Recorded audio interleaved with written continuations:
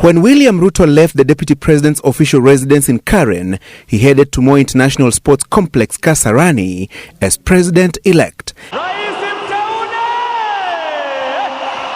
And when he left the stadium shortly after 4 p.m., the transformation was complete, from president-elect to the 5th president of the Republic of Kenya.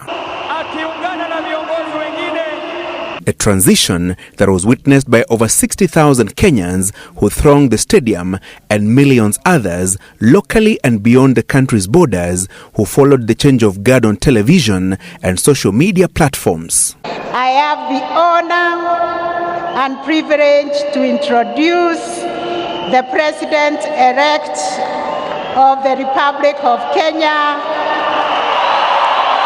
After his formal introduction to Kenyans and the world as president-elect by Chief Justice Martha Koome, Ruto proceeded to the inauguration arena to formally begin his 5-year tenure as the country's 5th president. I, William Samoei Ruto.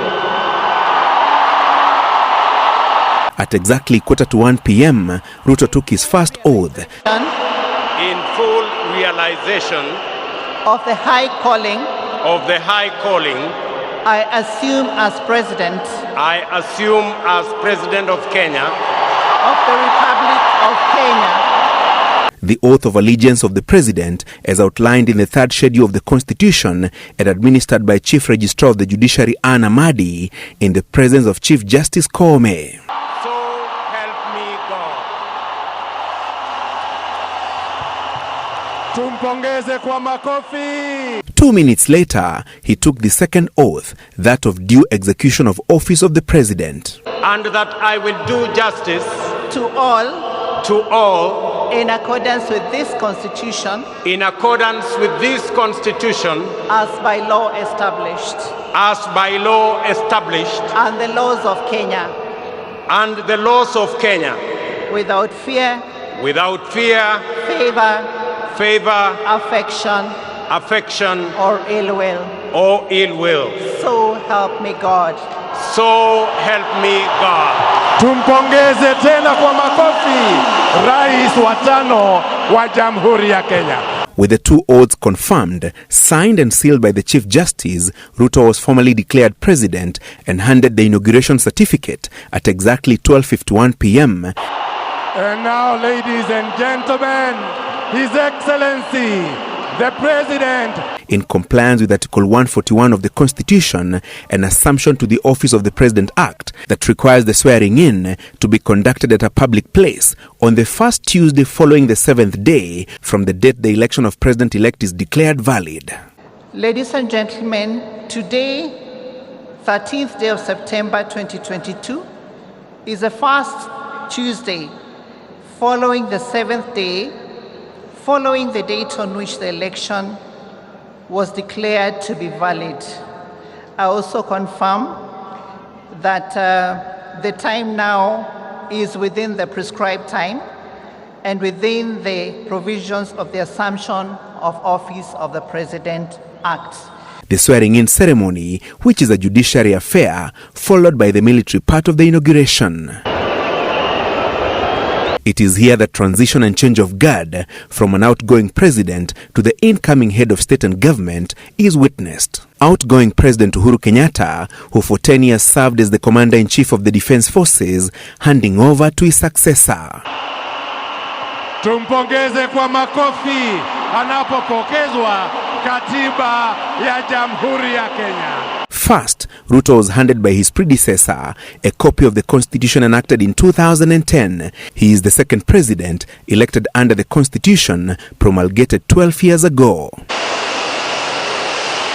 And as a sign of the change of guard, Kenyatta's aide-de-camp Brigadier Timothy Lekolol shifted and took his position behind the new president. And at exactly 13 minutes after 1 p.m., the long-awaited part of the inauguration occurred. With that ceremonial sword, Ruto became the commander-in-chief of the country's defense forces in line with military traditions, marking the change of guard.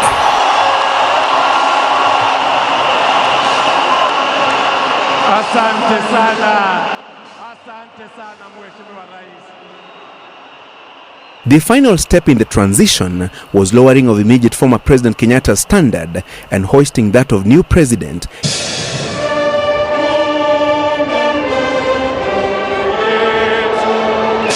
Kenyatta had a blue presidential standard with 2 spears and a dove, while Ruto has opted for a yellow standard with 2 spears and a wheelbarrow logo that was his signature as he sought votes. The 21-gun salute marking the completion of transition from Kenyatta to Ruto. He then, for the first time, boarded the military open vehicle only used by the commander-in-chief for a lap of honor around the 60,000-seater Kasarani Stadium to acknowledge greetings and best wishes from Kenyans in attendance in his first day as president. In under 4 hours, 55-year-old William Ruto, who had entered Kasarani Stadium as president-elect, left as president.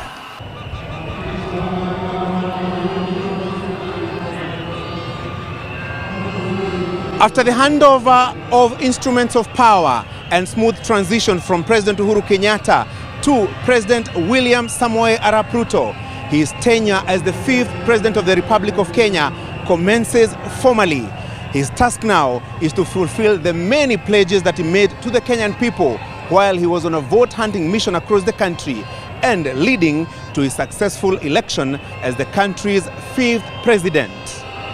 Francis Gashuri, Citizen TV, Kasarani Stadium, Nairobi.